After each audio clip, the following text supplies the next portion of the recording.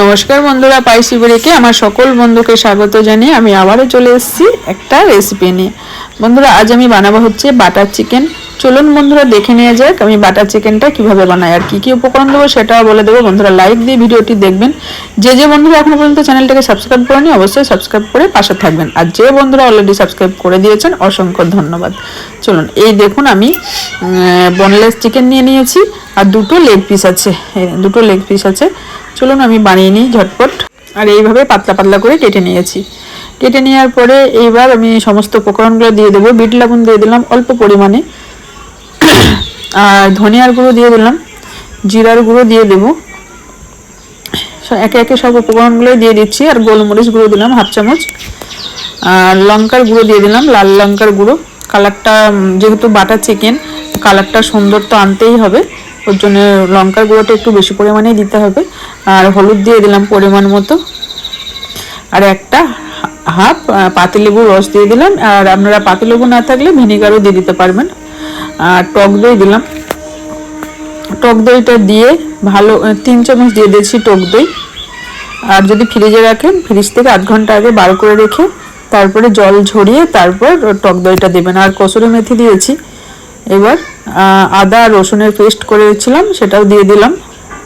ভালো করে সুন্দর করে ম্যারিনেট করে নিতে হবে। এই দেখুন সুন্দর করে ম্যারিনেট করে নিয়েছি। এইবার আমি কমসে কম আপনাদের হাতে যদি কম টাইম থাকে আধা ঘন্টা রেখে দেবেন, আর যদি টাইম থাকে 1-1.5 ঘন্টাও রাখবেন, যত রাখতে পারবেন সুন্দর হবে। এবার চলে যাব হচ্ছে গ্যাস চুলায়। এবং ফ্রাই প্যান বসিয়ে দিয়েছি। ফ্রাই প্যানের মধ্যে সাদা তেল দিয়ে দেবো। রেস্টুরেন্ট স্টাইলে যেহেতু করব সাদা তেল আর বাটার দিয়েই করব। আর দিলাম হচ্ছে শুকনো লঙ্কা, এলাচ, লবঙ্গ, দারচিনি, আর একটা বড় সাইজের পেঁয়াজ, আর দুটো বড় সাইজের টমেটো দিয়ে দিয়েছি টুকরো করে কেটে, আর কাজু বাদাম দিয়ে দিলাম। এবার ভালো করে মশলাটা ভাজা করে নেব। আর লবণ দিলাম, টমেটোটা সুন্দরভাবে নরম হয়ে যাবে। মশলাটা সুন্দর করে ভেজে নেব। এই দেখুন অনেকটাই নরম হয়ে এসছে। আবারও একটু নাড়াচাড়া করে নেব। আর যেহেতু রসুন আর আদা আমার বাটাই ছিল ওর জন্য গোটা দিইনি। আপনাদের যদি বাটা না থাকে গোটাও দিয়ে দিতে পারেন। 6-7 কোয়া রসুন আর হচ্ছে 1 টুকরো আদা। এবার মশলাটা আবারও একটু, যেহেতু রসুন পেঁয়াজ দিলাম, আবারও একটু ভাজা করে নেব। সুন্দরভাবে ভাজা হয়েছে, একটু ঠান্ডা করে নেব। আর যেহেতু বাটার চিকেন, বাটার তো লাগবেই, তা আবারও 1 চামচ সাদা তেল আর 2 চামচ বাটার দিয়ে দিয়েছি। আমি 1 থেকে 1.5 ঘন্টা রেখে দিয়েছিলাম, যেহেতু আমার হাতে অনেক টাইম ছিল। খুবই সফট হয়েছে, যত রেখে দেবে সুন্দর হবে।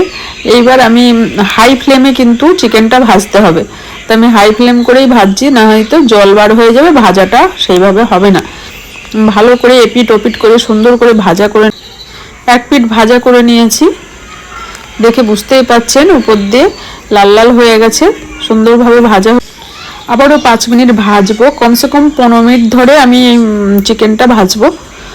এতে ভালো সফট হবে, খেতেও ভালো লাগবে, সিদ্ধও হবে সুন্দর। হয়ে গেছে, এবার আমি উঠিয়ে নেব। চিকেনটা সব উঠিয়ে নিয়েছি। এবার যে মশলাটা আমি রেখে দিয়েছিলাম ঠান্ডা হয়ে গেছে, মিক্সারে গ্রেট করে নেব। এই দেখুন মশলাটা মিহিভাবে পেস্ট করেছি। আর বন্ধুরা, মশলা যদি মিহি না হয় বাটার চিকেন ভালো লাগবে না, আপনারা অবশ্যই ছেঁকে নেবেন। আর যেহেতু আমি সুন্দর করে বেটে নিয়েছি, তা আমার আর ছাড়তে লাগবে না। আবার একটু সাদা তেল আর 2 চামচ বাটার দিয়ে দেবো। বাটার দিয়ে দিয়েছি। এবার দেবো হচ্ছে পরিমাণ মতো হলুদ, আর দেবো লাল লঙ্কার গুঁড়ো। আর বাটার চিকেনে অবশ্যই কালারটা ফলো করবেন, কালারটা সুন্দর না নিয়ে আসলে ভালো লাগবে না, রেস্টুরেন্টের মধ্যে লাগবেও না দেখতে।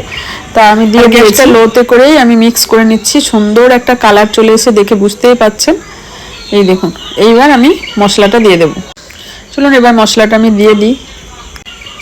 মশলার মধ্যে একটু সামান্য চিনি দিয়ে দিলাম।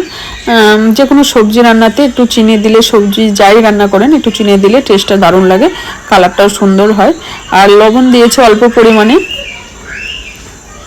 এবার যে বাটিতে মশলার জলটা ছিল দিয়ে দিলাম।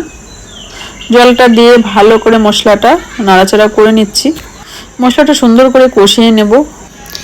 মশলাটা সুন্দর কষা হয়ে গেছে, উপর দিয়ে তেল ছেড়ে দিয়েছে, দেখে বুঝতেই পারছেন। এবার চিকেনটা দিয়ে দেব। চিকেনটা দিয়ে আবারও নাড়াচাড়া করে নেব। নাড়াচাড়া করে ভালো করে কষিয়ে নেব। ভালো করে কষিয়ে উপর দিয়ে আবার একটু কসুরি মেথি দিয়ে দিলাম। কসুরি মেথি দিয়ে ঢাকা দিয়ে রেখে দিয়েছিলাম। বন্ধুরা 15 থেকে 20 মিনিট এইভাবে গ্যাসটা লোতে করে রেখে দিয়েছিলাম। দেখে বুঝতেই পারছেন হয়ে গেছে, উপর দিয়ে তেল দেখা যাচ্ছে, তার মানে আমার পুরোপুরি রেডি হয়ে গেছে বাটার চিকেন। এবার একটু বাটার দিয়ে দেবো উপর দিয়ে, আর দেবো হচ্ছে ফ্রেশ ক্রিম। নামানোর পর বন্ধুরা দেখাচ্ছি কত সুন্দর হয়েছে, দারুণ হয়েছিল, দারুণ। এই দেখুন একটু ফ্রেশ ক্রিম দিয়ে দিচ্ছি উপর দিয়ে। দেখুন বন্ধুরা কত সুন্দর হয়েছে বাটার চিকেনের রেসিপি। আপনারাও একবার এইভাবে ট্রাই করে দেখবেন। আর যদি আমার এই বাটার চিকেনের রেসিপি ভালো লেগে থাকে, লাইক করবেন, শেয়ার করবেন, কমেন্ট করবেন, আর পাশে থেকে যে বেল আইকনটা আছে অবশ্যই ক্লিক করে দেবে। তাহলে বন্ধুরা আজকের মতো এইটুকু, দেখা হবে আরও নতুন নতুন রেসিপি নিয়ে। আজকের মতো ধন্যবাদ।